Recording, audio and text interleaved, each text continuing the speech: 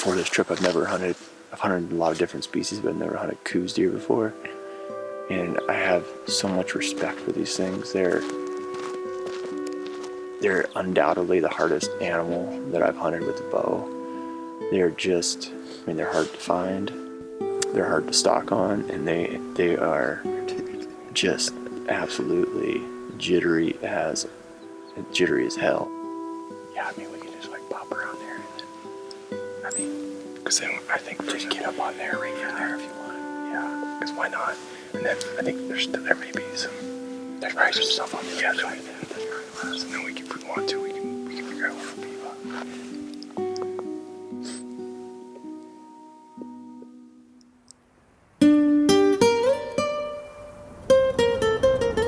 First impressions, this is super interesting country, beautiful, prickly.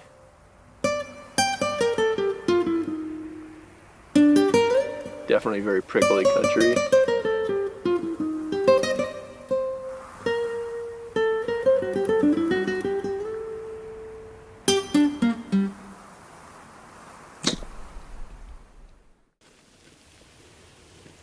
Given all the threats they face, it's not surprising that nature has molded the Coues whitetail into an extraordinarily wary animal with an apparent expertise in using cover to their advantage.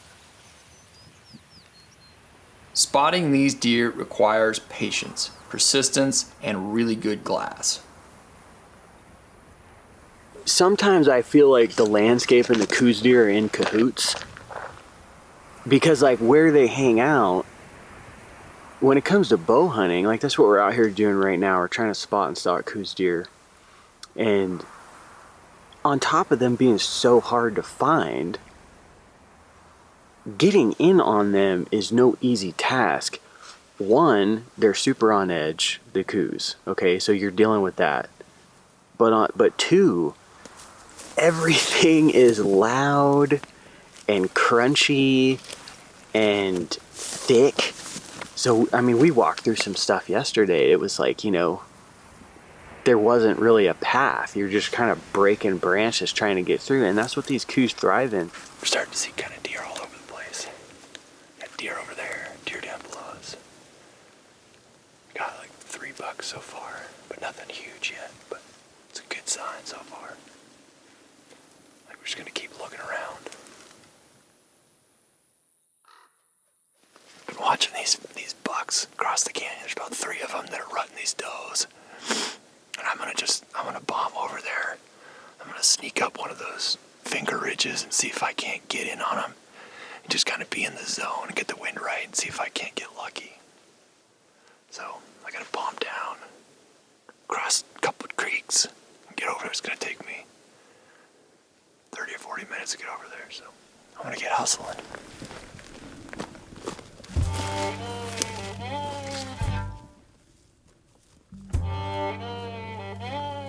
Hunting is a doorway to experience many different types of wild landscapes.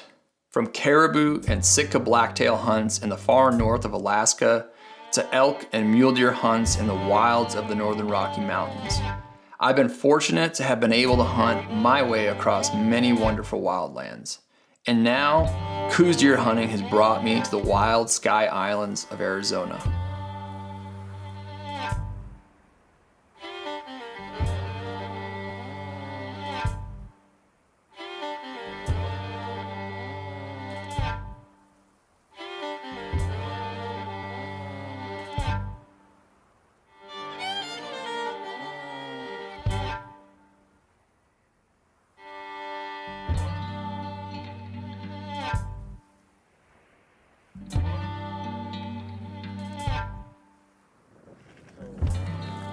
I could see them from down below, but the winds were super shifty. But, so the buck that you were going after, that was totally fine. It was just rutting all over the place. Yeah. You started coming up this ridge. Yeah. And 3 more deer. Oh no. 3 does came up over that ridge, and they just pinned you right away. And then they busted, and then when those deer saw those deer bust, they busted.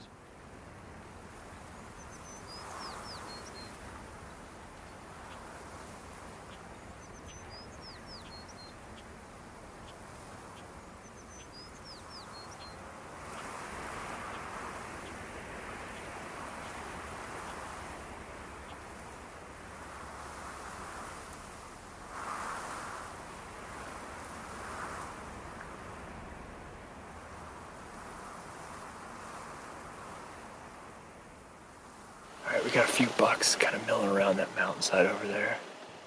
I don't really have a good plan, but I'm gonna try and just like get over there, get the wind right, and see if I can't make something happen. So, not a kamikaze plan, but mediocre plan at best, but sometimes they work. See you guys later, after dark probably. Alright, see ya.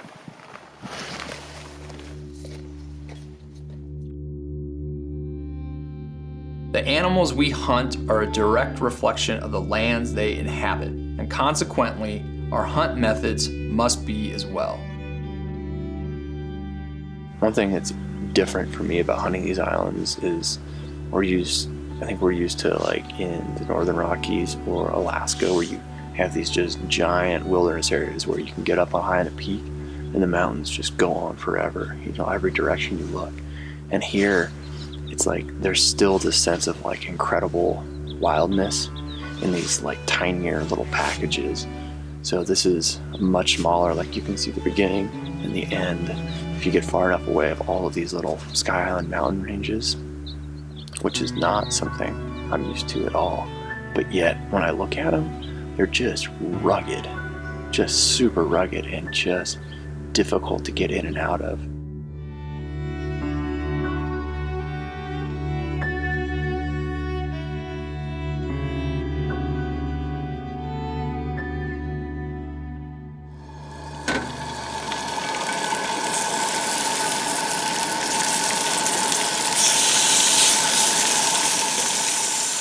Fresh Coues heart.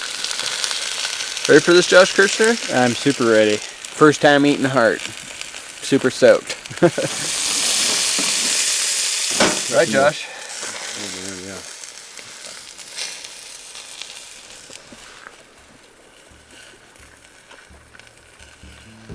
That's pretty rad. Never gonna throw one away again, are you? Never.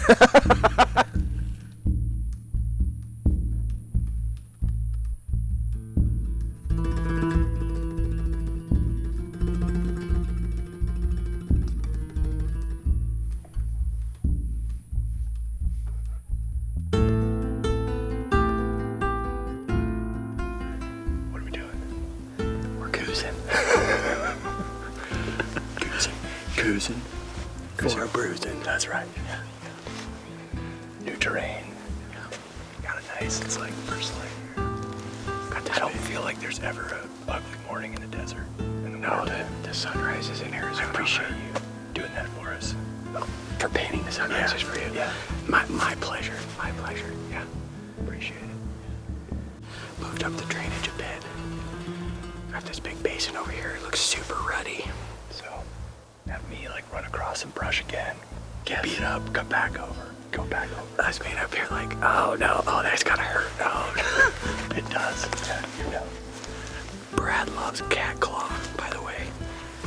I haven't experienced cat claw. If all you're out there wondering like, what's cat claw? The easiest way I can describe it is take some fishing hooks and some sandpaper, put those fishing hooks through the sandpaper, and then like pile it up real high, and then like walk through it, make sure it's like chest high, and those fishing hooks can just grab you as you're walking through it. That's cat claw. You don't even have to come to the desert to experience it. Or just get in a fight with a rabid cat. Yeah, that's the same. It's the same thing. Imagine just like cats, just like jumping up and just like. Wow. All right, let's go find some. Yeah, we gotta get close. Like, do it like when you see me look. Do it like. I'll do like 2 of them. 2 of them.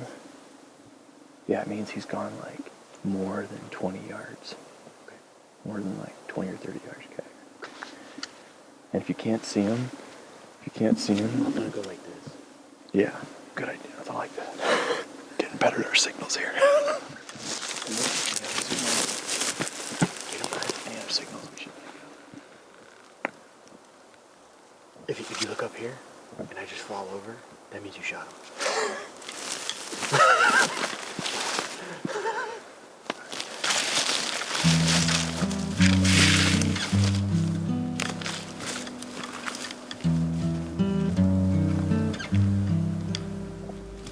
Anything that lives out here, you have to like hang your hat on. Like it is you have to give it up for them, because there's just, everything is so rugged and unforgiving, and you know, like these guys met cat claw for the first time, which I adored seeing, because it's just like a normal thing for us, getting poked all the time.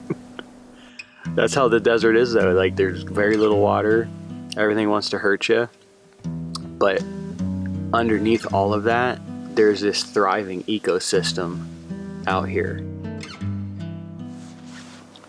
We have a really nice buck spotted, probably 1,200 yards away from us right now.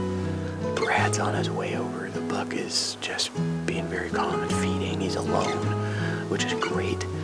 Brad should have a good wind, and hopefully he can sneak in and get a shot at him. It'd be really, really cool for a first Coues buck.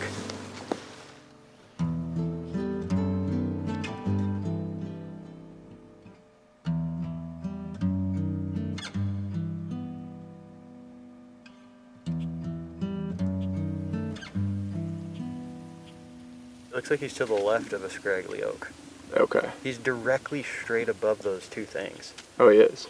Yeah, he's like, if you go straight up from that, you'll see some like oak trees glowing in the sunlight. Yeah. They look like they make a D almost. He's to the left of those, in the middle, like right beneath. If you go to the top, there's white rocks.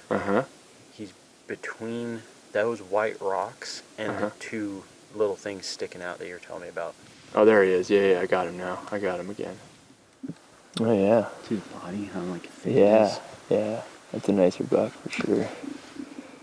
Oh, there you go. You can see like. Yeah. Goose hunting is like, just like seeing deer way off in the distance and then send me off on a vision quest to go find them. That's what it is, vision quest. Feels like a vision quest. Well,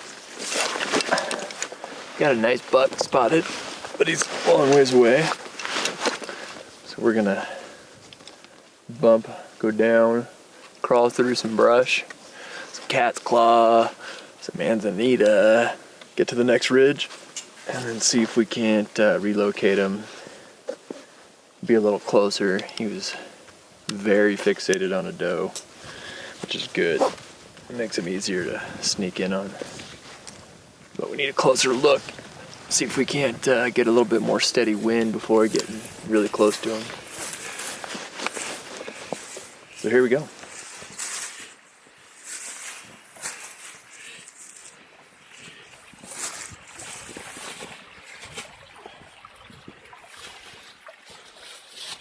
One thing when you're sitting out here glassing for Coues deer is you have to like come to the realization that there's deer in front of you somewhere that you just can't see, which like brings a whole nother element into the game.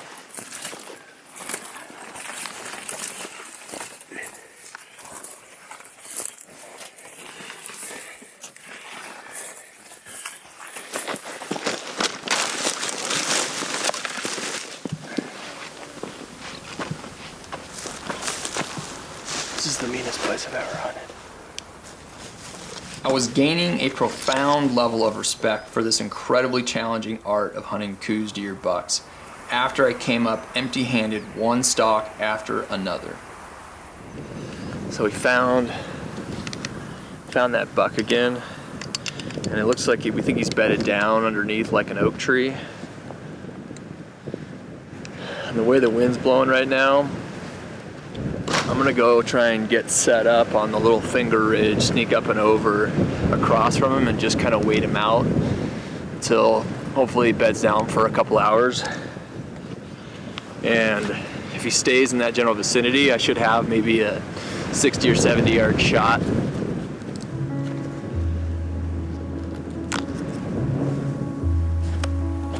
But first I still gotta crawl through more manzanita, more cat's claw.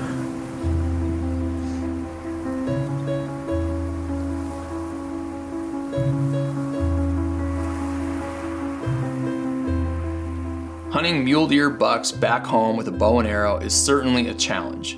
but hunting these tiny deer of the Sky Islands is next level hard. I feel like the landscape is protecting them just as much as their sense is, which makes it super difficult to stalk in on them. So Brad just went after this really nice buck that was on a hot doe. I have no idea what happened, but all of a sudden the buck and doe, they got up, hightailed it out of there. I saw Brad down low, so I don't know if they winded him or if they saw him. I have no clue, but that gig is up. So on to the next one.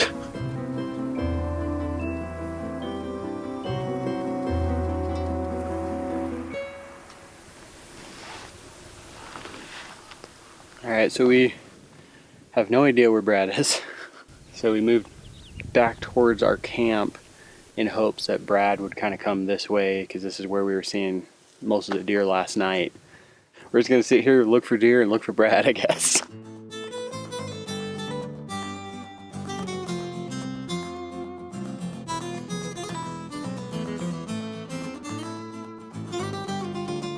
Gosh, I think they smelled me because I came in kind of low because the wind was coming like in my face, and then all of a sudden it shifted and went straight uphill, and then it was like I felt a little like hint at my back. I was like, oh no, and then it came back in my face, and so it was just like constantly shape shifting. Yeah.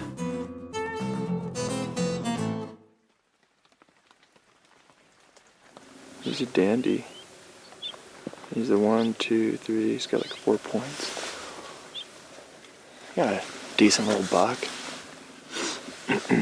I mean, honestly, with Coues, they're all kind of small, but by Coues standards, compared to what we've seen, he's a nice buck. He's just over there, just mowing on barrel cactus, being a Coues, getting all Couesy.